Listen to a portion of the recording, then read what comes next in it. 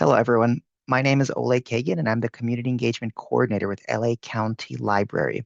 And I welcome you to Work Ready. What's your money story?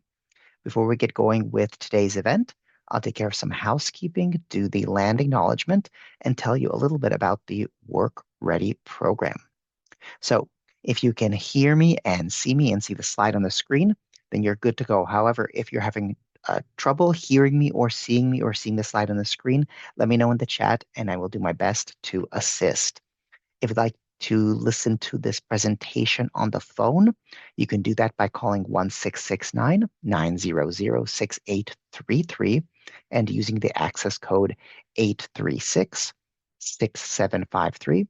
6018 and the passcode 123123. Additionally, automated closed captioning is available on Zoom in case you'd like to read along with the presentation. To enable that, you would press the CC button in your Zoom window. Now, you may have noticed that the mics and video for attendees of the program have been disabled, not so that everyone can focus on our presenter for the day. We do, however, welcome your questions and comments and responses. Questions for the presenter can go in the Q&A box. That's the one with the two speech bubbles. And comments and responses can go in the chat. That's the window with the single speech bubble. All right. And of course, this program is being recorded. It will be shared with you via follow-up email and will be available on YouTube. So let's move forward to our land acknowledgement. The County of Los Angeles recognizes that we occupy land originally and still inhabited and cared for by the Tongva, Tataviam, Serrano, Quiche, and Chumash peoples. We honor and pay respect to their elders and descendants, past, present, and emerging, as they continue their stewardship of these lands and waters. We acknowledge that settler colonization resulted in land seizure, disease, subjugation, slavery, relocation, broken promises, genocide, and multi-generational trauma. This acknowledgement demonstrates our responsibility and commitment to truth, healing, and reconciliation, and to elevating the stories, culture, and community of the original inhabitants of Los Angeles County. We're grateful to have the opportunity to live and work on these ancestral lands. We are dedicated to growing and sustaining relationships with Native peoples and local tribal governments, including, in no particular order, the Fernandino Tataviam Band of Mission Indians, the Gabrielino Tongva Indians of California Tribal Council, the Gabrielino Tongva San Gabriel Band of Mission Indians, the Gabrielino Band of Mission Indians Quiche Nation, Yuhaviatam of San Manuel Nation, San Fernando Band of Mission Indians, Coastal Band of Chumash Nation, Gabrielino Tongva Nation, and Gabrielino Tongva Tribe. To learn more about the First Peoples of Los Angeles County, please visit the Los Angeles City County Native American Indian Commission website at lanic.lacounty.gov.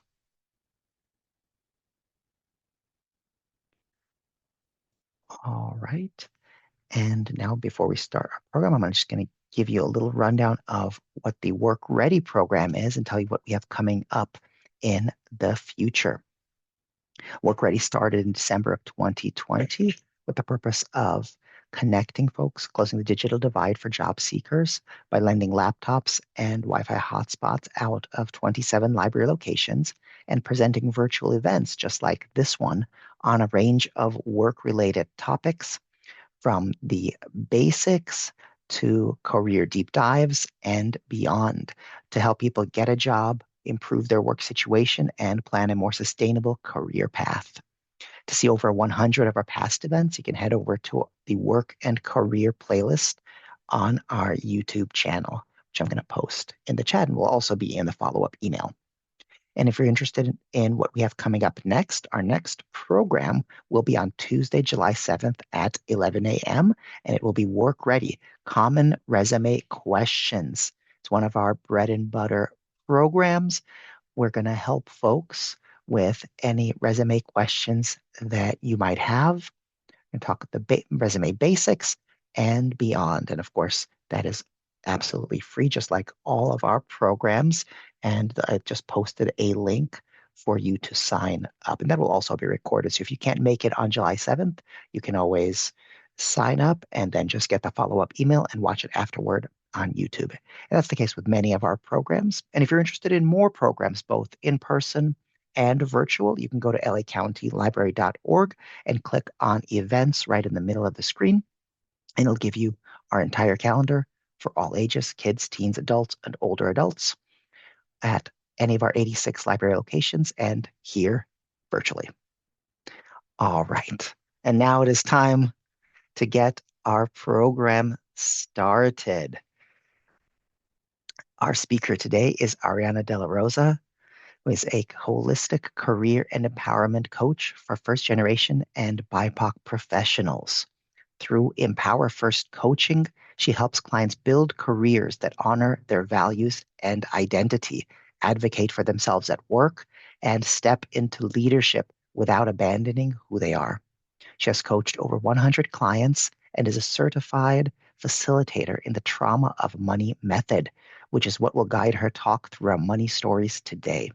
Her work is rooted in her own story as a first generation low income professional who learned that real change with money starts with inner healing, not just from strategy. So, Arianna is here, and I welcome you all to Work Ready. What's your money story? Arianna, take it away. Thanks so much, Oleg, for the wonderful introduction, really settling into the space, and also just a great bio about me. So, again, thank you so much. I will go ahead and share my screen. And I know folks are still trickling in. Everyone can see this. I'm going to make sure I have all my tech ready here. Okay. Yes, everything it's up on the screen. Beautiful. All righty. Well, again, welcome everyone to What is Your Money Story? Thank you for taking time out of your day to really give back to yourself. So first, I just want to acknowledge that you doing this is giving back to yourself. So props to you. And I mean, before we dive into this topic, what is your money story?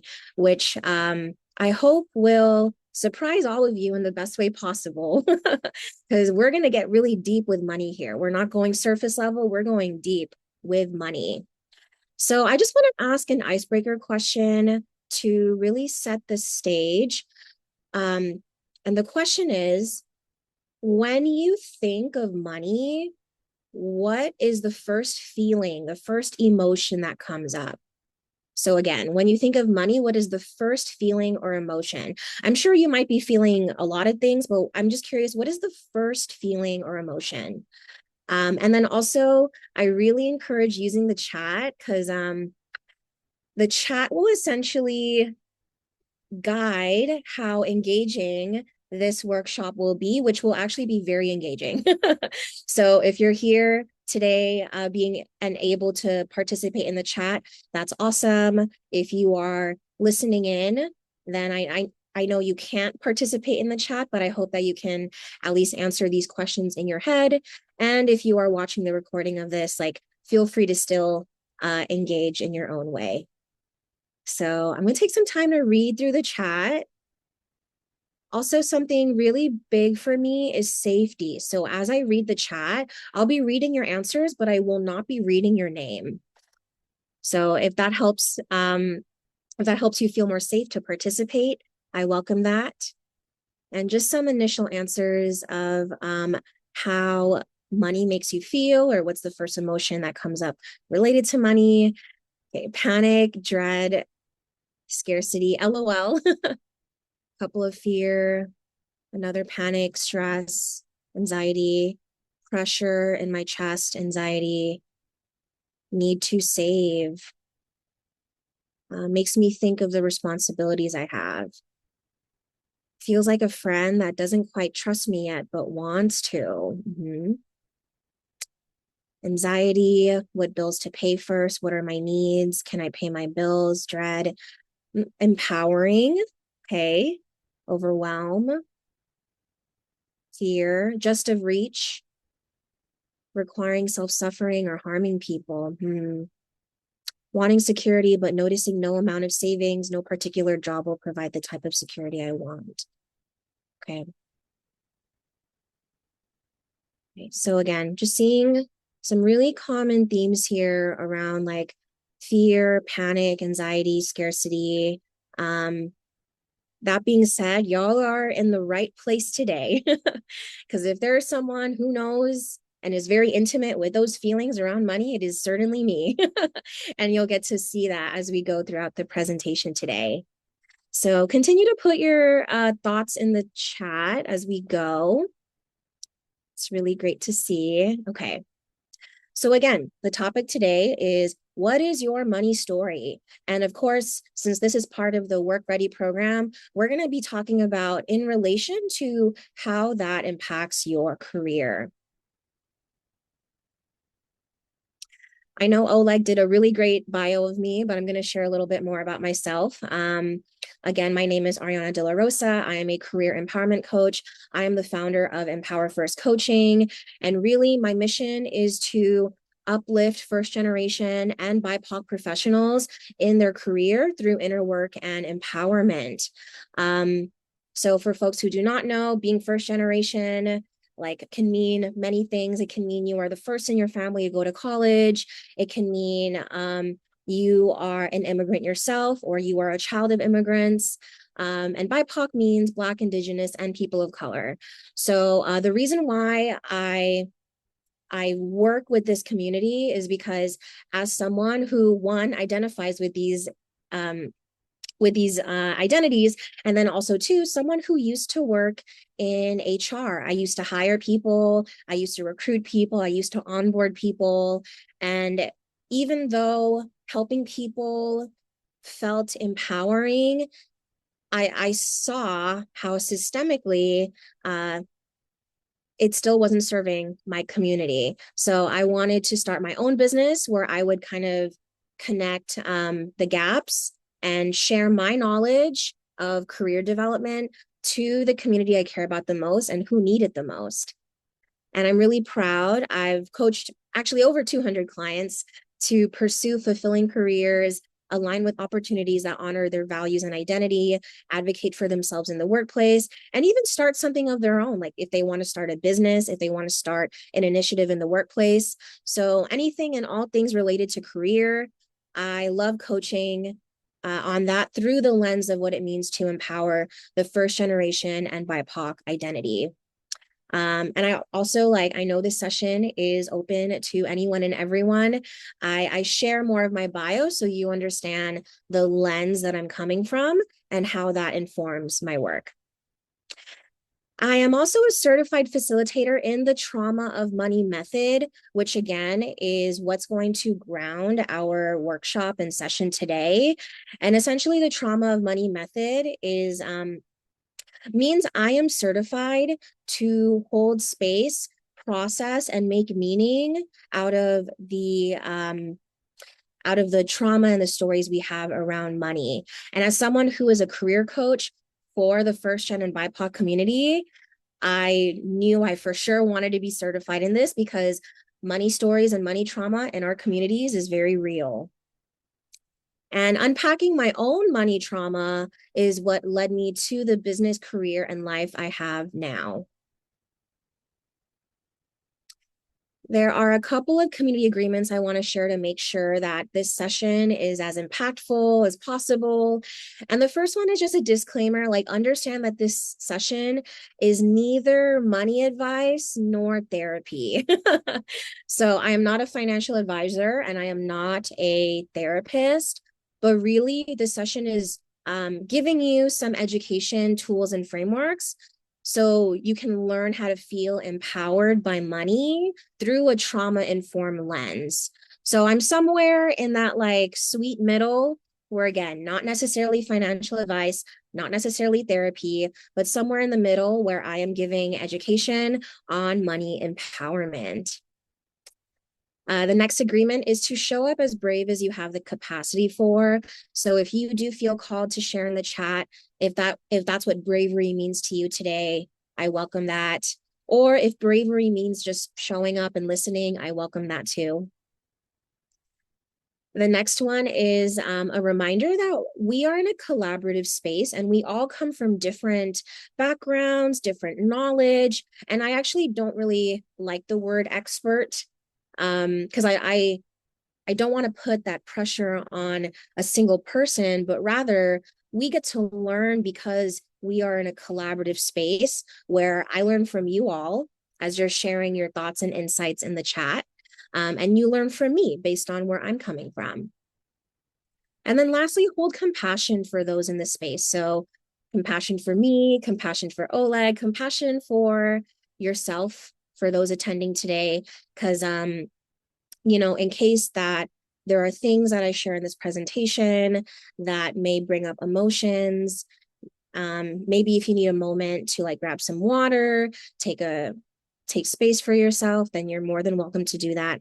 Please give yourself some compassion. Okay.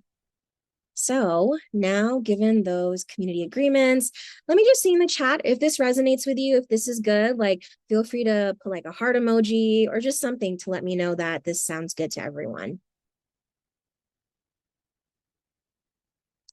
Okay. Perfect. Love that. Really good. Beautiful. Amazing. Thank you so much. All righty. So I know in the beginning I asked, the first feeling that comes up when you think of money. And now I want us to go a little bit deeper and be a little bit more reflective. But I want you to take a moment to answer, what does money mean to you? And if you feel brave, I would love to see that in the chat. Um, I'm going to give maybe like 2 to 3 minutes for us to sit with this. And I'll move on once I see a good amount of answers in the chat. So again, take some time to sit with, what does money mean to you?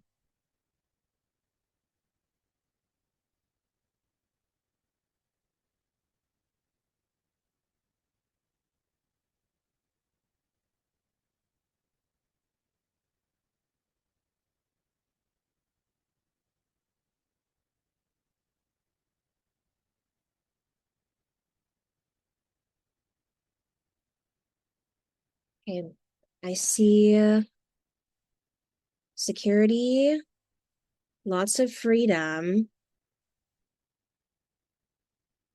Security and freedom are basically back to back, which is interesting to see. Money was a way I was controlled by others. Freedom of choice, freedom, power, and also exploitation. Okay, safety, privilege, but also worry and scarcity. It means freedom to do what I think is most important in my life. Money means security, protection, and life building. Money gives ways to freedom. Money is a means to achieve my goals, live comfortably, and help others. Money helps me provide. Money helps me relax. Money is control. Without money, you cannot live/survive. Okay.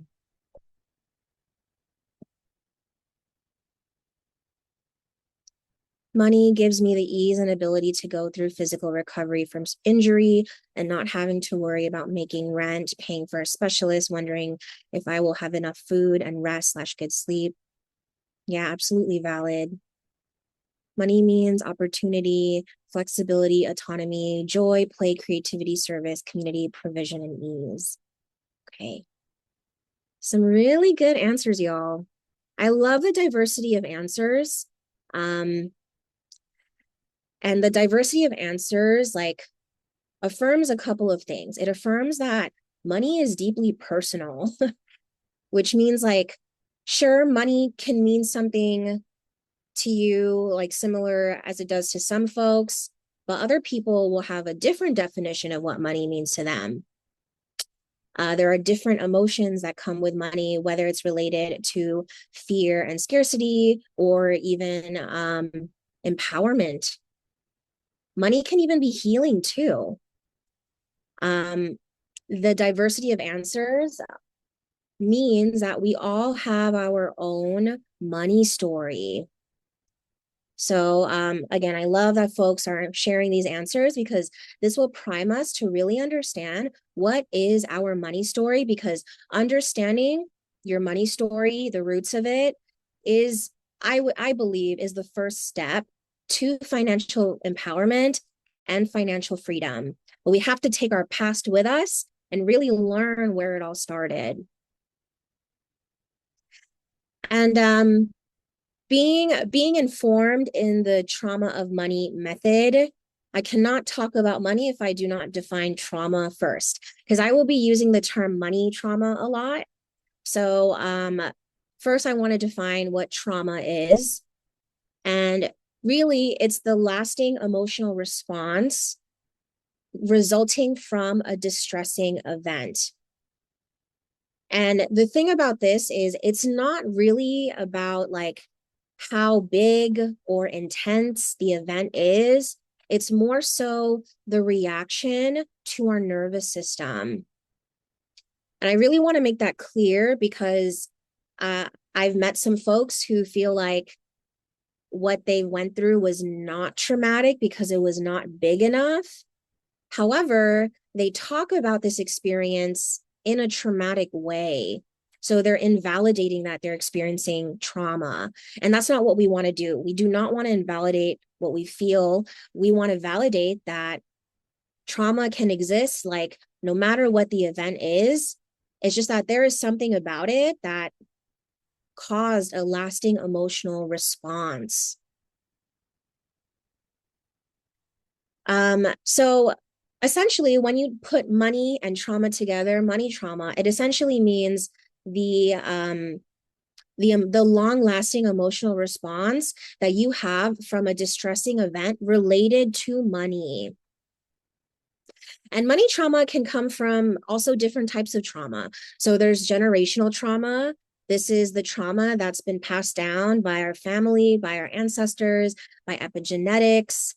There's relational trauma. So this is trauma from what you've experienced like through abuse or neglect or abandonment.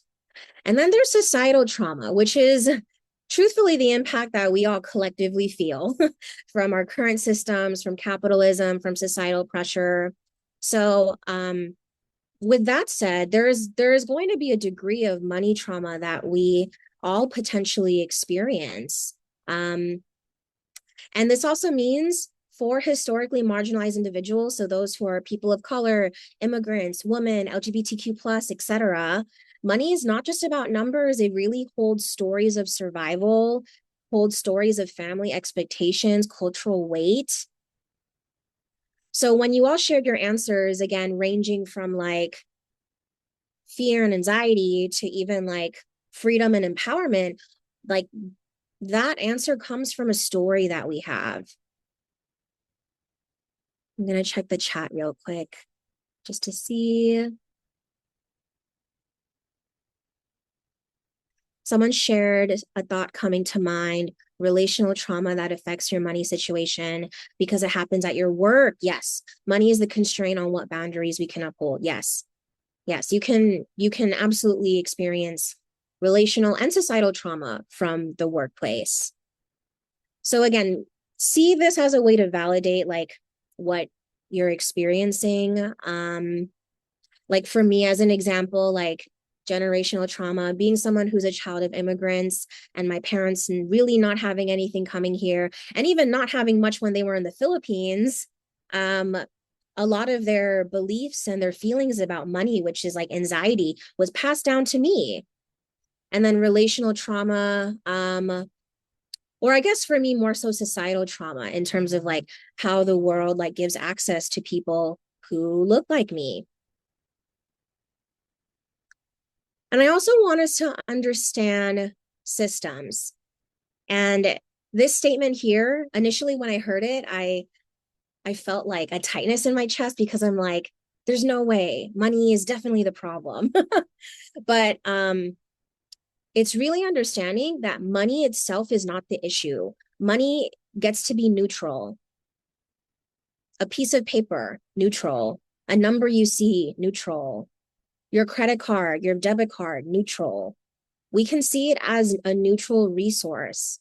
But the reason why it may feel heavy is because of the systems that influence the power of money. And making this distinction was really big for me because I get to separate like the resource and versus the system. And then if I just see money as the resource, then I get to ask myself, how can I then reframe this neutral resource in a way that empowers me? And just validating again that our current system will make you believe money is what will give you safety because of scarcity. And for anyone who studied economics here, scarcity is one of the main economic components of capitalism, which essentially means like in our current system, there is supply and there is demand. And scarcity plays a role in supply and demand because essentially, when you have a greater demand of a good or a service, there is this belief that there's not enough availability of that good or service. That itself is scarcity. So scarcity is literally implemented in today's economics.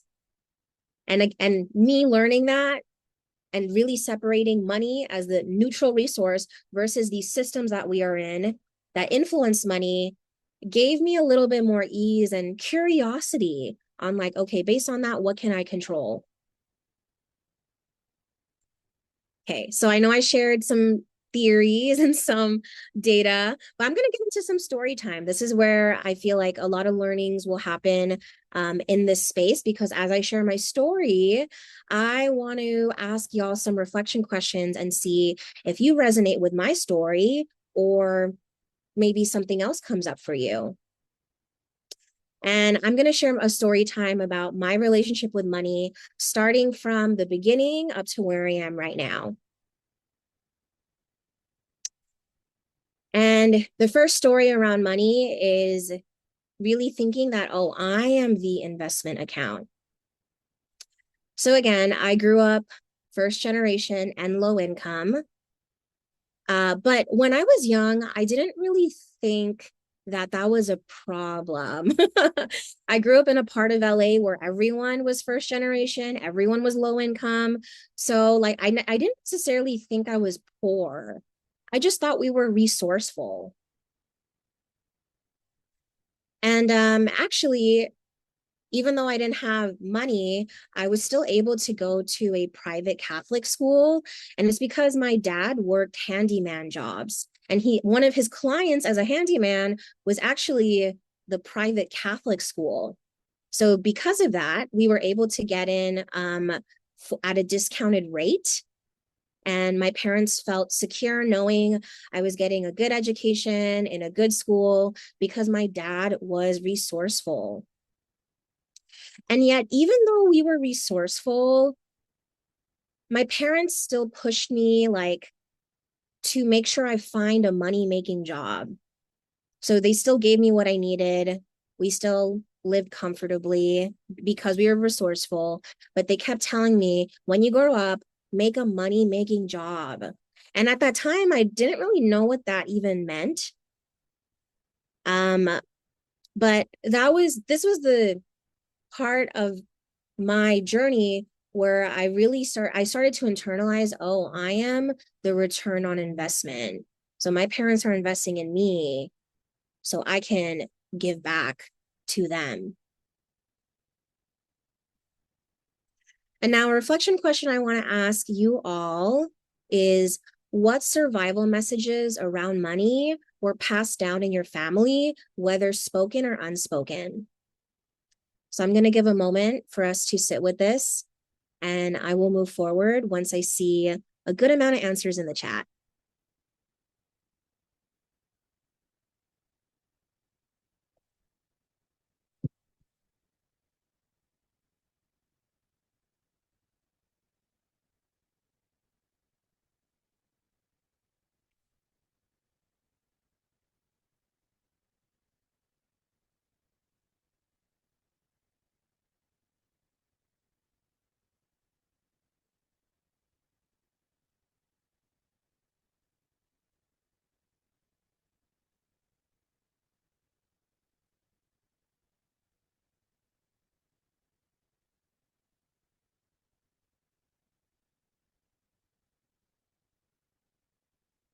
Okay.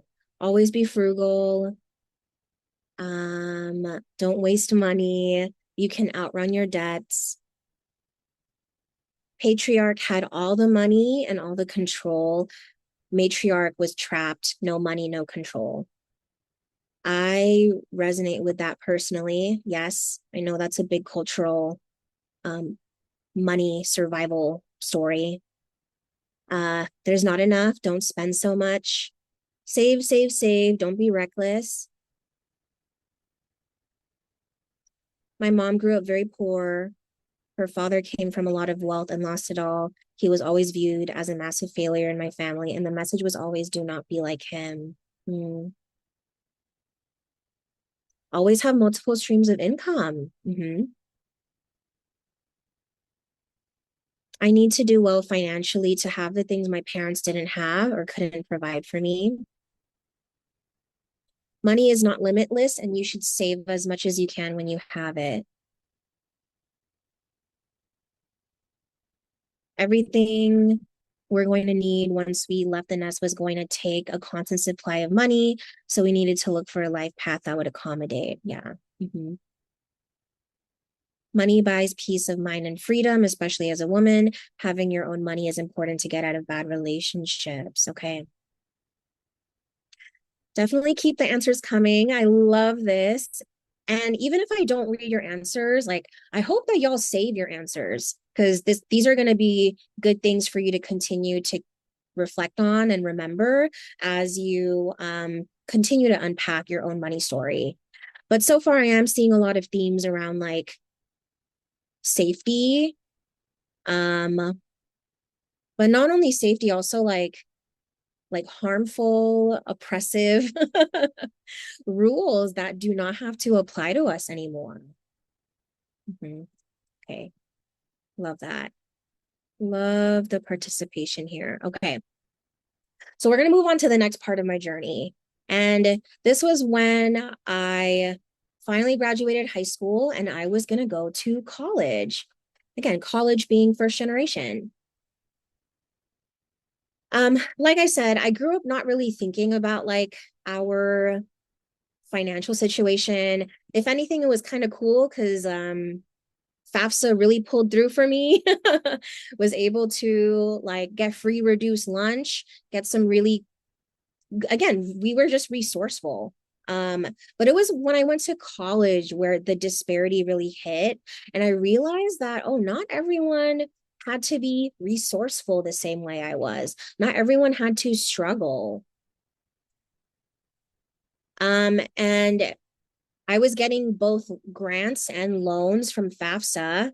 And, you know, I was also racking up some credit card debt because that's also when I started to have my own credit card. But my parents were scared for me. They were like, money should never leave you. So that means they feared me having loans, they feared me having debt. So again, being in college, like having having money for the first time and like learning how to navigate that, but then also seeing that like, oh, someone's parents like paid for them to get there was definitely really interesting for me to internalize. And then my first job out of college, um, I got a salary that took my parents 10 years to make. And in fact, to this day, I still think they're at that salary. So it's to see like how much opportunity I was able to get being a first generation college graduate and seeing like what kind of opportunities I got that my parents could not get was very gratifying. However, in that same job, I learned that a white male coworker made $10 an hour more than me, and we were hired the same time, same title, same duties, but he made $10 more than me per hour. And I did not ask why because I feel like I couldn't ask why. I felt like maybe that's just how it is. So, my reflection question here is when did you first realize that money wasn't just personal, it's also systemic? I'll take a moment again, see what populates in the chat.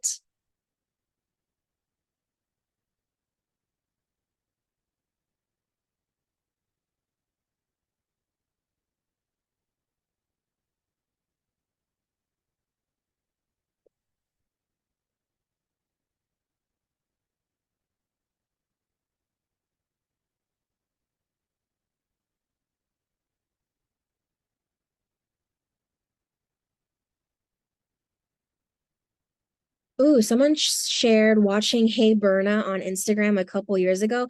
I love Hey Berna. She's also Filipina, and she's also one of the one of the resources and one of my inspiration for healing my own money trauma. So I love that someone mentioned her.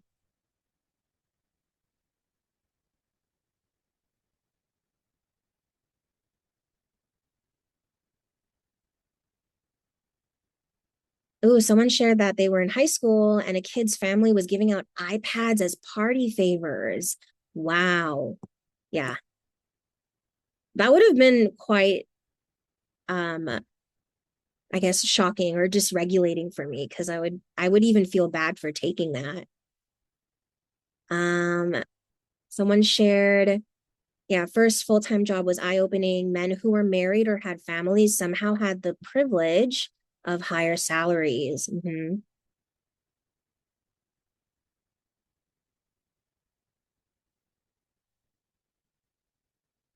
When I realized that the money I was making wasn't enough for me to get my own place and leave a relationship I wasn't happy in, that I was dependent of somebody else.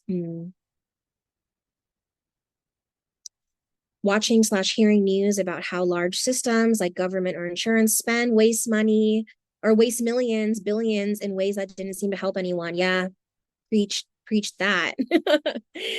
Okay, great answers, everyone. Definitely keep them going if it helps you process.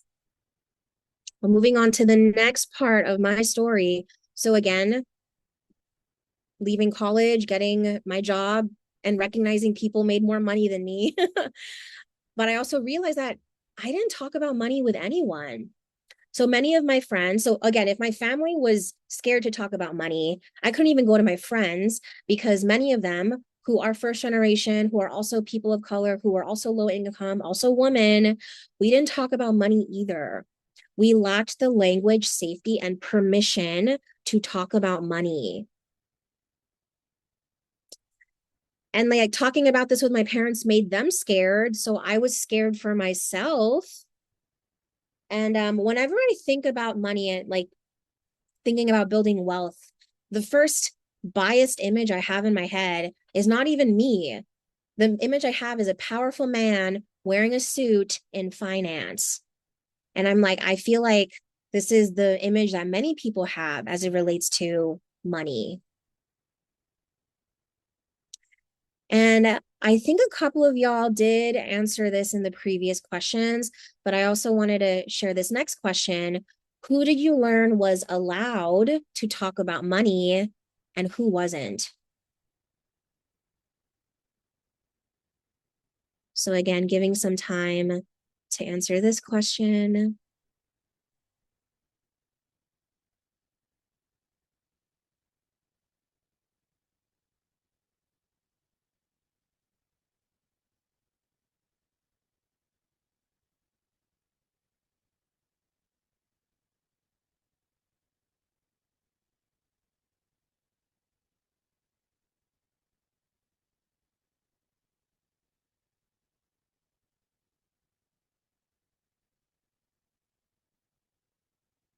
Mm.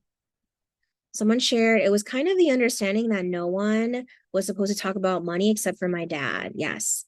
And that's similar for me and my culture as well. I was told that general manners were you don't talk about sex, money, or politics ever with anyone because it's rude. It's their private matters, period. Hmm. I think that's also valid in its own way. Yes. But then I think there's also an opportunity where we can talk about it, given it's a safe space to talk about it. Yeah, money seemed to be a taboo. The person that makes the money gets to talk about it. In my case, my dad, my husband, if you make good money, you get to talk about it.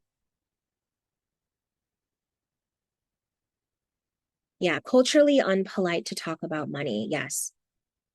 I'm glad that there are some statements about this because that's something that I would like to gently challenge. And again, that doesn't mean like seeing a stranger on the street and being like, "Hey, let's talk about money." But I think there gets to we get to invite more if it it's welcoming. We get to invite more safe spaces where we can talk about money, because talking about money is how we get to grow money individually and together as a community. And I see more examples like this where, again, talking about money is just not the thing or is not like culturally accepted. So I love that, because I'm certainly here to challenge that a little bit. And by you all being here, we are challenging that for sure. Okay. So the next part about my money story journey is I became so fearful and so anxious about money, again, from my family, from my upbringing, from what I experienced, that it started to impact my body. And my heart raced every time I made a financial decision. I didn't know that like my body could feel this way as it relates to money. So my nervous system stored fear. And if there was anything related to investing, I would panic. Anything related to making a mistake, I would feel shame. I got my very first Roth IRA in my late 20s, and I did that with fear. I'm very proud of myself, but I still did that feeling very scared. And I remembered my financial advisor at the time, who is a woman of color. So if you do get a financial advisor, please choose one that you would feel safe with. So she's someone who is a woman of color, also first gen low income, understood my story. I remember when I first made my investment account, she had to physically be next to me so I can click create. She had to physically be next to me so I can click create, because that's what I needed to actually do this. And like, for a lot of people, maybe that's what we need. We just need that like moral, emotional, and physical support to do these scary things related with money. And I'm a firm believer that financial literacy is not the gap, because I think that's a common thing we hear, like the gap is financial literacy. Sure, that there's a gap in that, but I think the bigger gap is feeling safe to engage with money. So it's not about financial literacy being the gap. I think it's financial empowerment being the gap, because there are so many resources out there. You can just simply Google online how to grow wealth. But a lot of people will not do that or not look into it, because the gap is in financial safety and financial empowerment. So now I hold space as a trauma informed coach, creating safety for others to unlearn their money stories and thoughts and, grow in their career as they go. So for the last reflection question here, would love to ask, what does your body do when you think about money? Do you tighten, freeze, overthink? And I want you to think more of like a bodily reaction, not necessarily an emotion, which we talked about in the beginning, but I want you to think, what does your body do?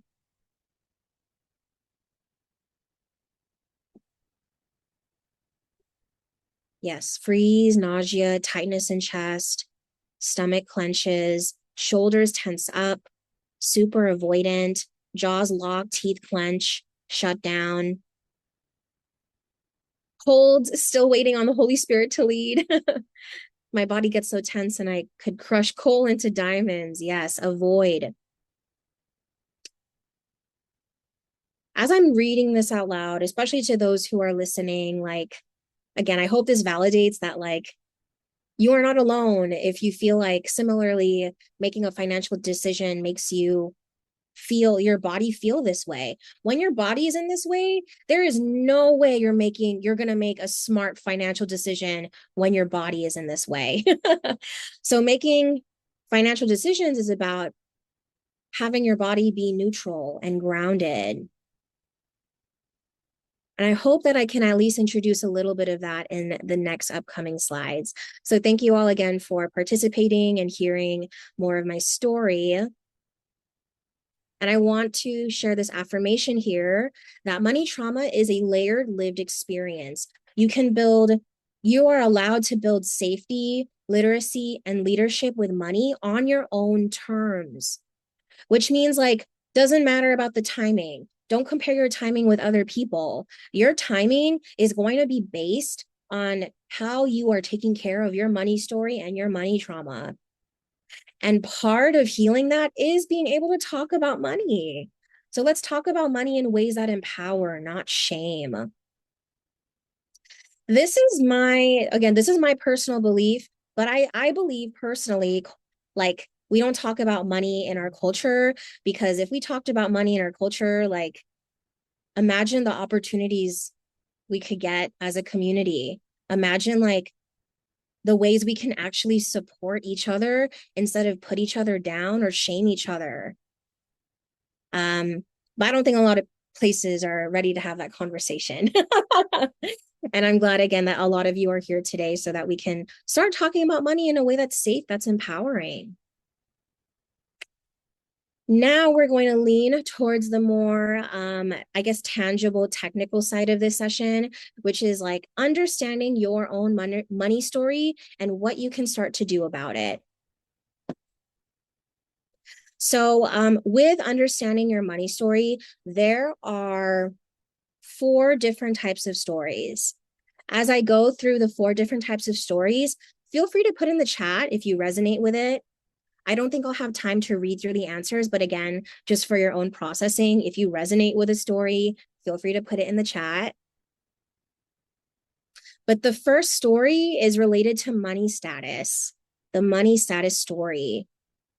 So these are typically folks who connect their self-worth with how much they make. So the more money you make, the more worthy you are. And because of that, sometimes maybe these folks will tend to overspend, or maybe they're financially dependent on other people. So the reason why you might overspend is because, like, oh, if I have a lot of money, I am worthy. And if I spend a lot of money, then I am worthy. Um, Maybe these are folks who have grown up in lower socioeconomic environments and was just like, it instilled that the more money you make, the more worthy you are. Or you can also come from a household with higher social standing and was also instilled in you that, like, the more money you have, the more worthy you are. So something money status resonates whether you are someone who grew up with money or without. And this is how it may impact your career. So if you have money status story, maybe you are chasing the title and the prestige of something over a role that actually fits you. Like, for example, for me, if I had money status, there is no way I would quit my comfy job where I was en route to be a director to start my own business. There's just no way I would have done that if I had money status story. So again, it's like chasing title and prestige over something that may actually fit you. Or maybe saying yes to how a job looks instead of how it feels. So saying yes to a job because it gives you a lot of money, but then it also stresses you out. It also impacts your nervous system. Or maybe overspending to keep up an image of a salary that doesn't really support you. So again, because you make a lot of money, you have to prove to people you are worthy of this money, so you spend more. Again, this is money status. If you resonate with this, feel free to put that in the chat. And then moving on, the next type of story is money worship. It's a little bit similar to money status. So money worshipers believe that money is the key to happiness, to the point where they believe it is the only key to happiness, that it can solve all your problems and you can never have enough money. So because of that, maybe you might overwork yourself over other priorities. Maybe you'll rarely feel fulfilled or have more credit card debt than other people. And this is how this money story impacts your career. So maybe you are overworking and out hustling everyone, but even when you do that, you still feel behind. You still feel unfulfilled. Maybe you feel like the next raise or promotion will finally make you feel like you're enough. But newsflash, it will not if this is if money worship is the story or trauma that you have because you just don't feel like nothing is enough, or trying to tie your worth to how much you output. So you cannot rest. If you worship money, you cannot rest because resting is not the key to happiness. Money is the key to happiness. So again, a little bit similar to money status. And if money worship resonates with you, feel free to put that in the chat. So if money status and if money worship is in this side of the spectrum, now we're going to go to the other side of the spectrum. And here, this is money vigilance. So this is the spectrum that I'm a little bit more attuned to and more experienced in. So if you have money vigilance, you are someone who is more alert, watchful, and concerned about your financial health. You're more like anxious about making financial decisions. Maybe you're overthinking before you do anything about it. I know for me, I was overthinking an investment account for 3 years until I finally did it. And more recently, I was overthinking about a high yield savings account for maybe like 4 years before finally doing it. Because there was a weird part of me that felt uncomfortable putting my checkings into a different checkings. I don't know. Again, just stories around like your money shouldn't really move. Your money should just stay where it is. So, again, these are also people who are less likely to invest if they don't need it. But then also, it prevents you from being happy with your own money. So, here's how this type of money story may impact your career. Maybe you say no to a risk because the current path that you're in feels safer, but the risk could be worthwhile. For example, maybe you get a random job offer at an organization that's aligned, that's giving you the title that you want, but maybe you turn it down because the current job that you have feels more safe, feels more guaranteed. It may also look like hesitating to invest in yourself. So maybe you don't want to invest in the course or the coach or the leap of faith. But then when you hesitate to invest, then you're not making the right moves to grow and move forward in your career.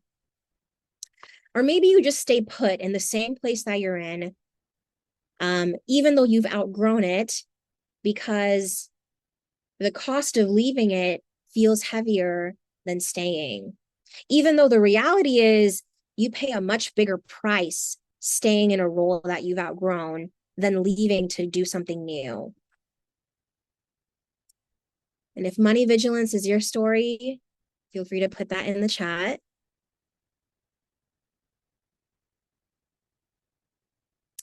And the last and fourth story is money avoidance. I also resonate with this story. And these are folks who believe that money is the root of all evil. This is very aligned with folks who do impact driven work, who thinks very deeply about our world and like what is good versus bad. So for the longest time, I not only was I vigilant about money, I also thought that money was the root of all evil. And if I made a lot of money, then I was a bad person. So because of that, like I give myself an excuse to avoid money responsibilities.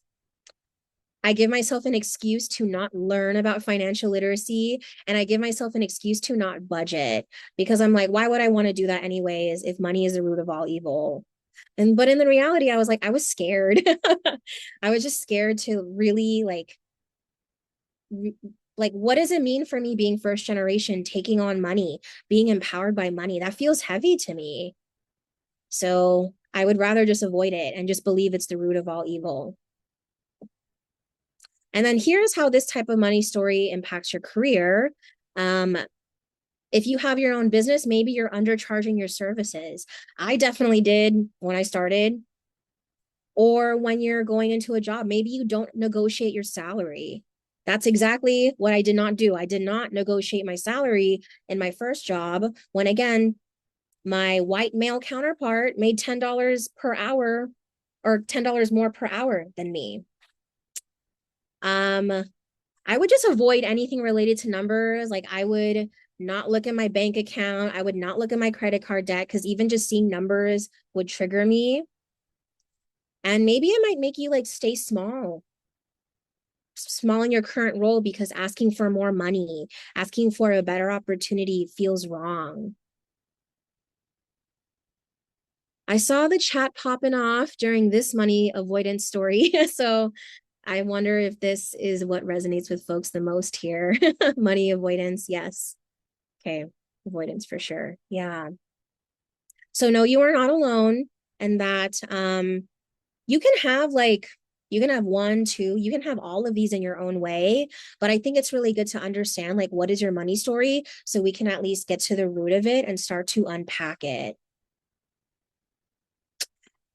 And now, here are the four money stories put together in this line graph here. And there's like, again, opposite sides of the spectrum. So here is money status and money worship. Maybe these are the folks who overspend. And then money vigilance, money avoidance. These are the folks who underspend. And the goal that we want to have is to have a balance. We want to be somewhere in the middle where it's money balance. So here you get to save money intentionally, spend money mindfully, see money as a neutral resource, and invest in ourselves and in our future. So this is really the goal here. This is why understanding your money story is important, because knowing whether you are money status or money vigilance helps you figure out, what do I need to do so I can have more balance? I can lean more towards money balance. You're saving money, spending money, and money is neutral. You get to have balance with it. So now I'm sure the question is, all right, now that I know my money story, what do I do? So here is what you can do no matter what your money story is. And essentially, all these things that I'm going to share with you are just good money habits to have. So the first one is know where you're already abundant beyond money. This is especially good advice for the money status and money worship folks. So know where you're already abundant beyond money, and money is not everything. So if you're able to name where you're rich without money, maybe it's in community, in your passion, in your joy, in nature, in the arts. Then practice gratitude for those things. And if you haven't had a time to even think like, where am I rich without money? This is a really good exercise for you to feel more abundant and even detach from the power that money has over you. See where you are rich without it. The next advice is to assess the why behind the decision. So this is especially good for my money status and money worship folks again. Like, don't buy the thing just because it'll make you look cool. Why are you buying the thing? Do you need to buy the thing? So before purchasing or making a money move, ask whether it actually aligns with your holistic needs and values. The next advice, this is for my money vigilant folks. Give yourself permission to have fun with money, to spend and enjoy it safely. So have a budget for fun.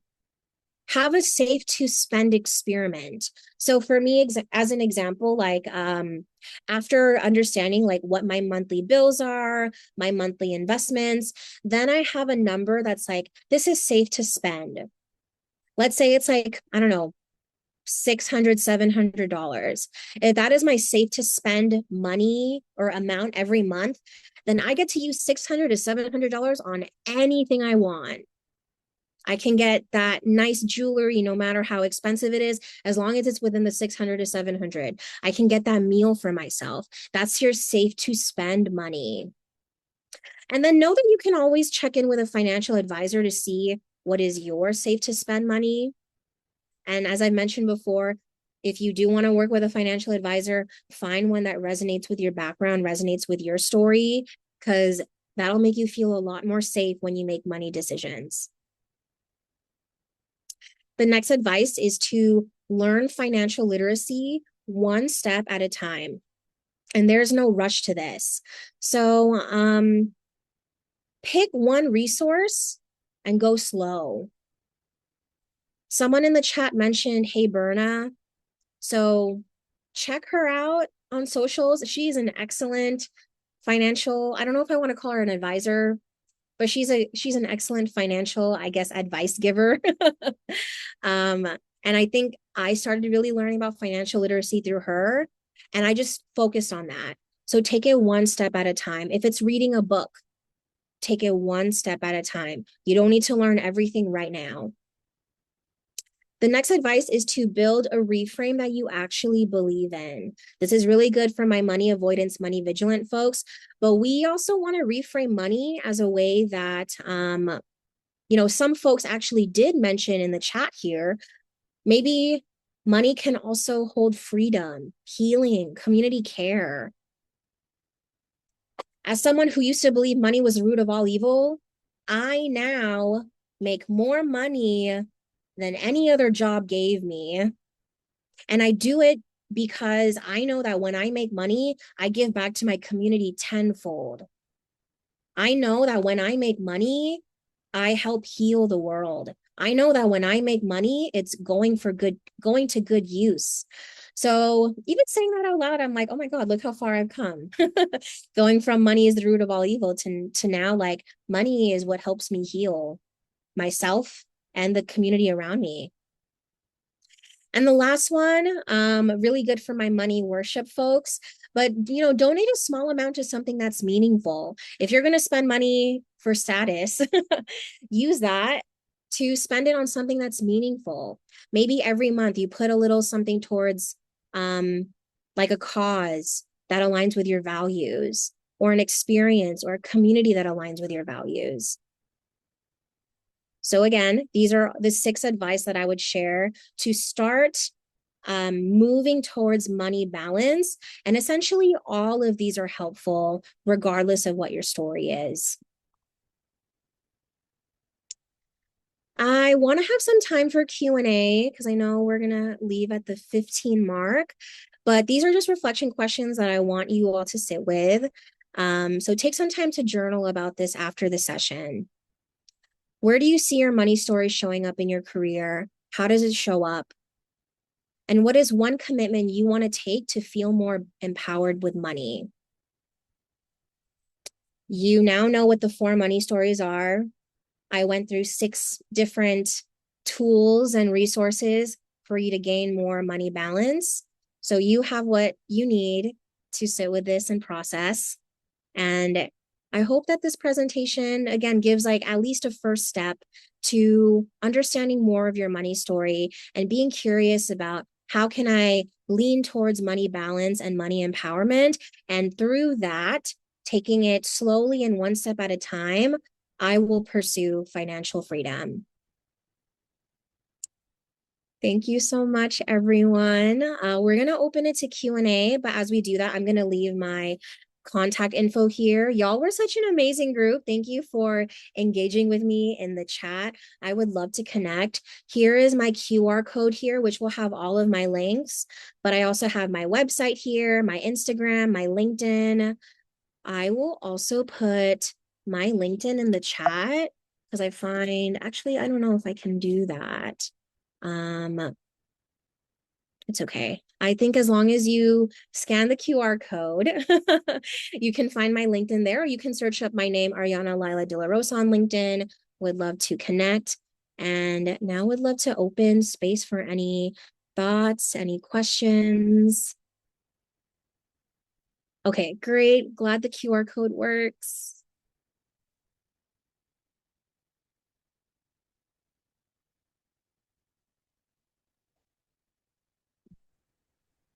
Ariana, we have a couple of questions in the Q&A.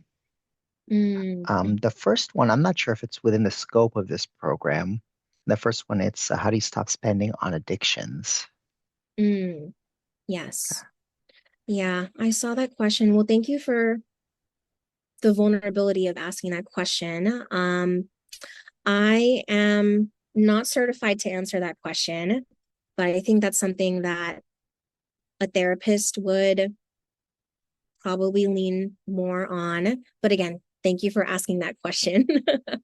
Yeah, that's a tough one. Yeah, Beyond the scope of a money story. right, right. Uh, any books you recommend reading? That's the next question.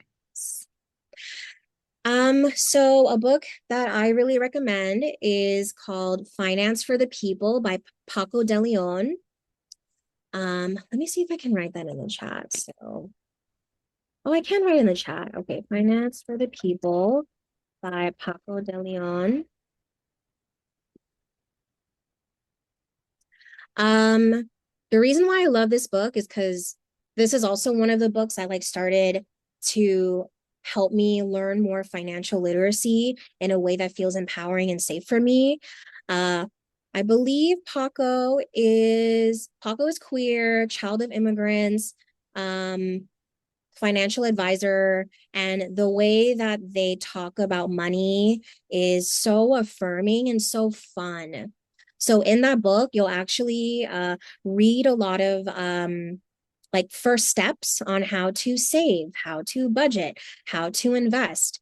So this book, like I know there's a lot of money books out there, but I really felt seen and heard by Paco, and that's why I recommend that. Finance for the People by Paco de Leon. I'm going to put the catalog link to Finance for the People in the chat. So if somebody I was wants to like, get it from the library, they can. oh yes, that's perfect. Yes. I love that it's there. We got the books. Mhm. Uh, somebody said in the chat that for spending on addiction, 12 step programs can be helpful. Let's see. There's a question in the chat here. Did you find that being a business owner instead of being an employee helped you take charge of your money and grow beyond a salary employee mindset? Oh, 1000%. I feel like there is no better job out there to help you really expand your mindset about money than it is to be an entrepreneur. And just in general, being an entrepreneur, being a business owner is like one of the hardest things you'll ever do because you have to really face yourself. And that means your money stories, your money trauma. Because if I had stayed comfortable, then I wouldn't charge what I charge now. I wouldn't advocate for myself the way that I do now. So, absolutely, I feel like being a business owner helped me take charge of my money. And I think if I had stayed in the workplace, like eventually I probably would have like learned more about financial advocacy. But I think like when you're a business owner, you're really just put in the trenches and you have to work from the ground up. So thank you for that question. I love that. What was the name of the book you mentioned at the beginning? Trauma of Money. Would you recommend Powerful? Oh yeah, Oh, yes. Yes. So what I mentioned in the beginning is a certification, not a book. If you're curious about it, it's called the Trauma of Money Method. You can just Google that and you can find the certification. Anyone can be certified in the money of trauma method. And this is especially good, like if there are folks here who are space holders, who work with vulnerable communities, who are leaders of any sorts, like I think being certified in the money of trauma method is really great. Um, so that's a clarification. That's a certification, not a book. and that's that badge that's on your slide there. Yes, that's the badge right here. When you get certified, you get this cute little badge right here, certified practitioner of the trauma of money method. Yes. The insights from today's presentation were using that framework, which was very Yes. useful. I know that when I was in the background, uh, my camera off and everything, I was going, Oh, you're like all me, or like I resonate. I resonate. yeah, yeah, yeah, yeah. Yeah. Let's see. I don't see any other questions. Let's give people one more moment to see if anybody's frantically typing a question. I'm going to take this opportunity to put in our post-event survey. So if you have a moment, maybe less than 1 minute, do fill out the post-event survey that helps us deliver better work-ready programs that are responsive most to your needs. Let's see. Will you share the recording? Absolutely. Yeah, this is being recorded. I'm going to edit it. I'm going to put it on YouTube. I'll send you a link via follow-up email probably in the next day or two.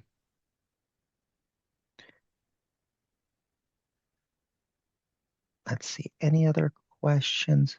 Book recommendation for money avoidance. There should be book recommendations for each of So the sections. I should have come prepared with more book recommendations because I I was mean, it's a like, library thing. I literally am just recognizing that I'm here with the LA County Library. So, I should have come with book recommendations. right? My bad. Yes. I don't have any specific for money avoidance, but again, I do feel like the book that I mentioned like does hold space for all the stories that come up. I think there are questions in the chat, but I know we may have missed it. Yeah, I Um, think we've gotten the questions that were in the chat and the Q&A. okay. Okay. Somebody So, mentioned the book Tightwads and Spendthrifts. mm, Were there mm, questions that we missed in the chat? If there's a question that we missed so in the Q&A or the chat, post it again because the chat moves pretty quickly, even though attendees yes. only see what they post. We see all of them. There's Yes, upwards, I think at some point there are there's 70 hundreds people here. here. So There are hundreds of messages, so a lot of feel messages, they move free. pretty fast. Oh, The Psychology of Money. That's another book that Thanks that for the I've rec. seen mentioned many times. You know, we've got folks here who are readers, of course, I and love that. suggesting books as well. Oh, someone asked what I studied, what I got my degree in. So I have a well, I should have put my master's here, but I have a master's of education with an emphasis in learning design. Essentially, that means I really know how to create learning experiences. I love building curriculum. So hopefully you were able to feel that in this presentation. I just based on the aesthetics of the presentation alone. But the stories were the putting it in stores is so useful. It lets each of us Yes. connect. Although somebody did ask, what if you have trouble figuring out what your money story is? Yes. Yeah, that's a really good question. Um, so I think first, instead of even asking yourself, what is your money story? Um, I would process the questions that I asked during my story time. So I intentionally scaffolded it that way. So as you reflect with my story time, by the time we get to the money stories aspect, you would kind of have a better understanding of where you may land. So if you have trouble figuring out what your money story is, don't start there first. Start with the reflection questions that I asked when I was going through my story time, because those questions like touch on like beliefs in your upbringing, beliefs in general of what you have about money. And then from those answers, once you have a better understanding of it, you'll be able to see what your money story is. I am not a financial advisor. I see that question in the chat as well. I put in the beginning that I am neither a financial advisor nor a therapist, but I am a career coach. So I can coach and talk about money, but there's going to be a certain extent that I cannot move forward with that a financial advisor or a therapist will do better. And again, if you're interested in learning more about my work, like feel free to check out my links that you see in the chat. Feel free to check out the QR code so you can better understand the types of services that I do. Which I'll share one more time. Like, I know that my main topic here is about money. And a big part of that is because I wanted to provide something unique for y'all. I know that in the Work Ready program, like you're already learning about resume, interviewing, networking, and all of that is my shebang as well. But I wanted to provide something that was very unique and still very resonant to my approach. So, in my work, I help you develop in all aspects of your career, whether you are finding a job, wanting a promotion, wanting to build your own business. I help you with all of that through a lens that understands money trauma, through a lens that understands the first generation and BIPOC experience. So hopefully that ties everything back together.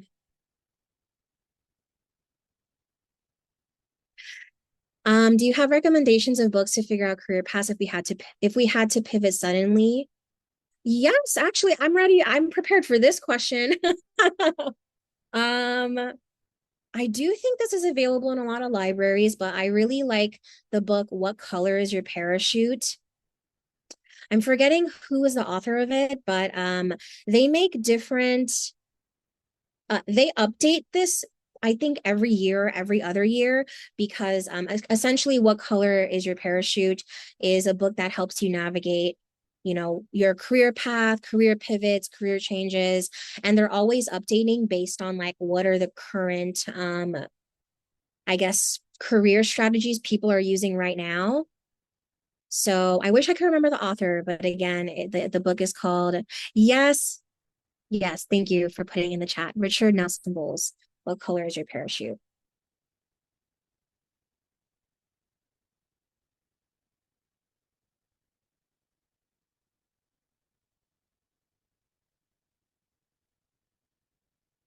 Oh, Oleg, I think you're muted. There we go. That doesn't happen often, but it happens sometimes. I was going to say thank you, Ariana, for getting in touch, uh, helping people get in touch with their money stories in a sensitive way. Very much appreciate your time and the information that you've provided, and appreciate all the audience members for being here, participating in the chat, sharing your questions. And we will see you next time. Thanks, everyone. Take care.